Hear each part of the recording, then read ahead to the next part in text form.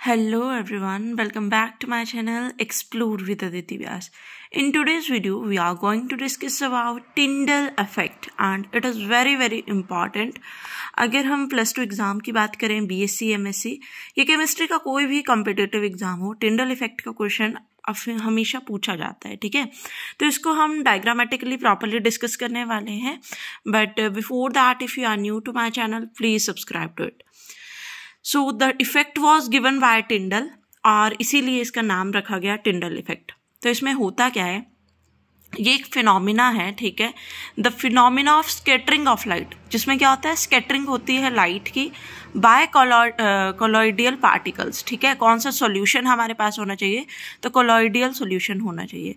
As a result of which, जिसके result से the path of beam become visible is called as Tyndall effect, और जिसकी वजह से हमारे पास जो पाथ है ना वो क्लियर हो जाता है, विजिबल हो जाता है, ठीक है। तो एक ऐसा फिनोमिना जिसमें लाइट क्या करेगी, स्कैटर करेगी, और कौन से सॉल्यूशन में या कौन से पार्टिकल, कोलॉइडियल पार्टिकल्स, और उसके रिजल्ट में क्या होगा, जो हमारे पास पाथ या बीम है वो क्या हो जाएगी, विजिबल हो जाएगी, ठीक है। तो उसको क्या बोलेंगे हम, टिंडल इफेक्ट बोलेंगे, ठीक है। बहुत ही बेसिक सी बात है, लेकिन जब भी आपको कॉम्पिटिटिव में पूछा जाता है तो आप थोड़े से कंफ्यूज हो जाते हैं, ठीक है। और ये जो इल्यूमिनेटेड पाथ होता है या लाइट हमें विजिबल होती है या बीम जो हमें दिखती है, उसको हम क्या बोलते हैं, टिंडल कोन बोलते हैं, ठीक है। डायग्राम के थ्रू यहाँ पे समझेंगे। मान लीजिए हमारे पास कोई सोर्स ऑफ लाइट है, ठीक है, और हमने यहाँ लेंस लगाया है, ये है हमारे पास ट्रू सॉल्यूशन। ट्रू सॉल्यूशन मान लीजिए हमारे पास वाटर ले लिया हमने, ठीक है। आप इसको घरों में भी देख सकते हैं, टिंडल इफेक्ट आप घरों में भी प्रैक्टिकली चेक कर सकते हैं।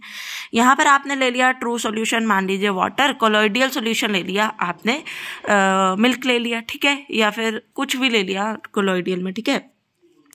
तो जब यहाँ से लाइट ऑफ सोर्स से लाइट पास होगी तो वाटर में हमें कोई भी लाइट नहीं दिखेगी कि कहाँ से बीम जा रही है, नहीं विजिबल होगी।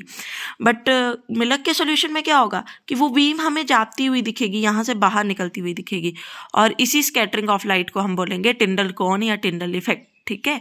तो इतनी सी बात है आपके टिंडल इफेक्ट में।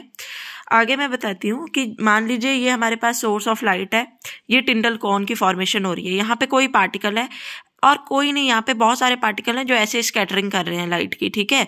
तो यहाँ से जो स्कैटरिंग हो रही है ना लाइट की, और उसी की वजह से हमें क्या है, लाइट दिख रही है, विजिबल हो रही है। पर वाटर में हमारे पास कोई भी ऐसा पार्टिकल नहीं है जो लाइट को स्कैटर कर सके, क्योंकि वो ट्रू सोल्यूशन है, तो हमें लाइट नहीं दिखेगी। और हमारे पास कोलॉइडियल सोल्यूशन में क्या होगा, स्कैटरिंग होगी लाइट की, और जिस वजह से टिंडल इफेक्ट शो होगा। तो ये दोनों ही डायग्राम इंपॉर्टेंट है। अगर आप बोर्ड्स के लिए प्रिपेयर कर रहे हैं तो आपको दोनों डायग्राम बनाने हैं, ठीक है।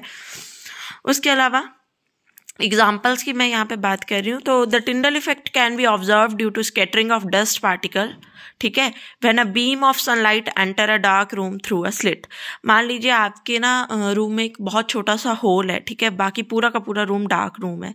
तो एक आपको लगता है कि डस्ट पार्टिकल्स आ रहे हैं बीम के थ्रू, डस्ट पार्टिकल पर आप उन्हें पकड़ भी नहीं पाते हैं, ठीक है। तो वो क्या है, जो आपके एयर में, जो आपकी हवा में डस्ट पार्टिकल है वो स्कैटर कर रहे होते हैं, ठीक है, सन की बीम से, इसलिए वो विजिबल होते हैं।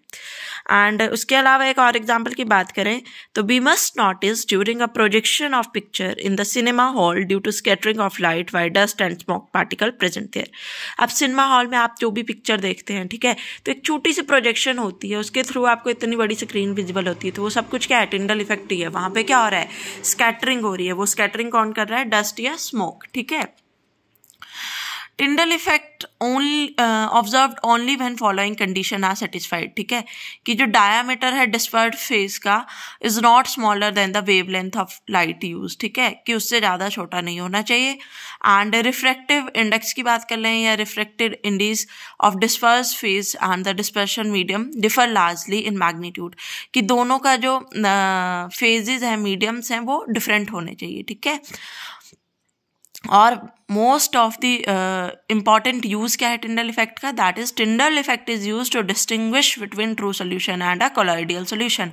हम पता लगा सकते हैं सिर्फ लाइट को पास करने से ही कि ये कैसा सोल्यूशन हमारे पास है। So this is all about Tyndall effect. I hope you all understand it. Thank you for watching.